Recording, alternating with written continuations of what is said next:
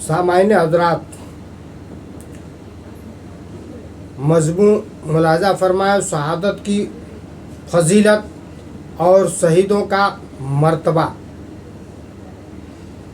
दीन हक पर यानी इस्लाम पर कायम रहने की वजह से अगर अल्लाह के किसी बंदा या बंदी को मार डाला जाए या दीन की कोशिश और हिमायत में किसी खुशनसीब की जान चली जाए तो दीन की खास ज़ुबान में उसको शहीद कहते हैं और अल्लाह के यहाँ ऐसे लोगों का बहुत बड़ा दर्जा है। ऐसे लोगों के मुताल्लिक़ कुरान मजीद में फरमाया गया है कि उनको हरगिज मरा हुआ न समझो, बल्कि शहीद हो जाने के बाद अल्लाह के तरफ से उनको खास ज़िंदगी मिलती है और उन पर तरह तरह की नियामतों की बारिश होती है। कुरान फरमाता है वला तहसबुल्लज़ीना कुतिलू फ़ी सबीलिल्लाहि अमवाता बल अहयाउन इंद रब्बिहिम युरज़क़ून। जो लोग अल्लाह के राह में यानी उसके दीन के रास्ते में मारे जाएं और उनको हरगिज मरा हुआ न समझो, बल्कि वह जिंदा हैं, अपने परवरदिगार के पास उनकी तरह तरह की नियामतें दी जाती हैं।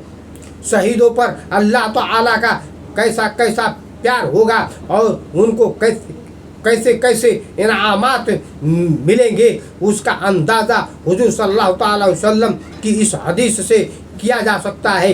हुजूर सल्लल्लाहु अलैहि वसल्लम ने फरमाया, जन्नतियों में से कोई शख्स भी ऐसा न होगा कि उसका फिर दुनिया में वापस भेजा जाए, अगरचे उनसे कहा जाए कि तुम को सारी दुनिया दे दी जाएगी, लेकिन शहीद उसकी आरजू करेंगे कि एक दफ़ा नहीं उनको 10 दफ़ा फिर दुनिया में भेजा जाए, ताकि हर दफ़ा वह अल्लाह की राह में शहीद होके आवे।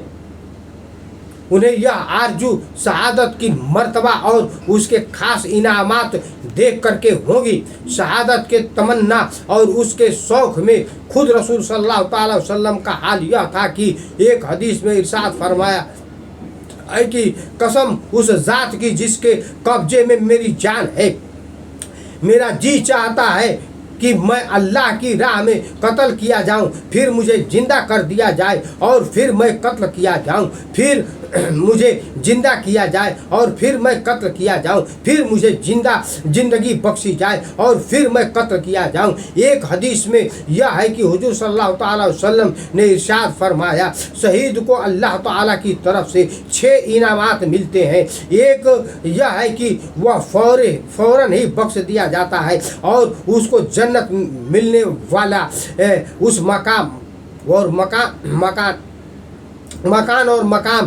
उसे मकान और मकाम दिखा दिया जाता है। दूसरा यह कि कब्र के आजाब से उसको बचा दिया जाता है। तीसरा यह कि हश्र के दिन कि उसकी सख्ती घबराहट और परेशानियां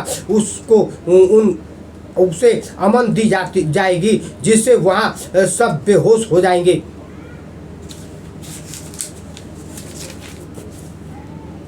इल्ला मन शाअ अल्लाह।